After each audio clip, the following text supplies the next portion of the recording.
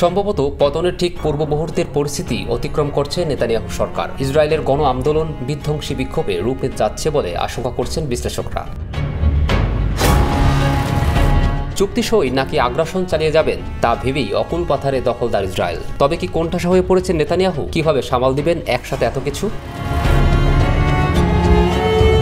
Banner, slogan ও মিছিলে আন্দোলনে কাঁপছে তেল আবিব ও জেরুজালেম। ইসরায়েলি জিম্মিদের ফিরিয়ে আনতে হামাসের সঙ্গে চুক্তিবদ্ধ হতে নেতানিয়াহুকে তীব্র চাপ দিচ্ছে জিম্মিদের পরিবার। এদিকে আন্তর্জাতিক মহল ফিলিস্তিনকে স্বীকৃতি দিতে যাচ্ছে, যে খবরে মাথায় হাত পড়েছে ইসরায়েলের। নেতানিয়াহু ঠিক কোন পথে গদি টিকিয়ে রাখবে তা ভাবতেই হিমশিম পরিস্থিতি তার। যে জনগণের স্বার্থ রক্ষার অজুহাতে যুদ্ধ, তারাই এবার পথ আটকে ধরেছেন নেতানিয়াহুর। বেগতিক এ ছড়িয়ে পড়া আন্দোলনের মোড় কোন দিকে নিচ্ছে তা নিয়ে দুশ্চিন্তা ইসরায়েলের প্রশাসন। আসলে ইসরায়েলের সাধারণ নাগরিকরা কি চাইছেন তা আজ করতে ব্যর্থ যুদ্ধবাজ নেতানিয়াহু। নিজের ভূখণ্ডেই যখন বেসামাল, তখন বাহিরের আক্রমণ রোধ করবেন কিভাবে দখলদার এই নেতা? এ নিয়ে ইসরায়েল জুড়ে চলছে নানা তর্ক বিতর্ক।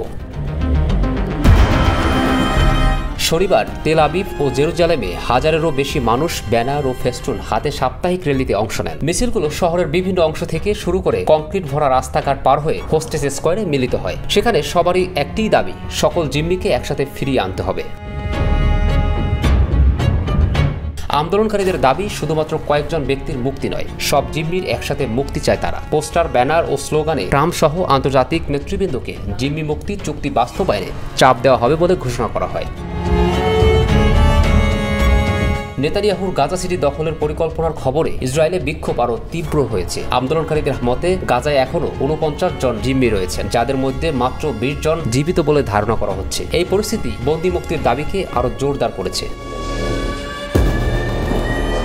জাতিসংঘ সাধারণ পরিষদের অধিবেশনের আগে যুক্তরাজ্য ও পর্তুগাল ফিলিস্তিনকে রাষ্ট্র হিসেবে স্বীকৃতি দেওয়ার ঘোষণা দিতে যাচ্ছে। এএফপির প্রতিবেদনে বলা হয়, আরও কয়েকটি দেশ একই পদক্ষেপে যোগ দিতে পারে। বিশ্লেষকদের মতে এতে গাজা ইস্যুতে ইসরায়েলের উপর কূটনৈতিক চাপ আরও বাড়বে।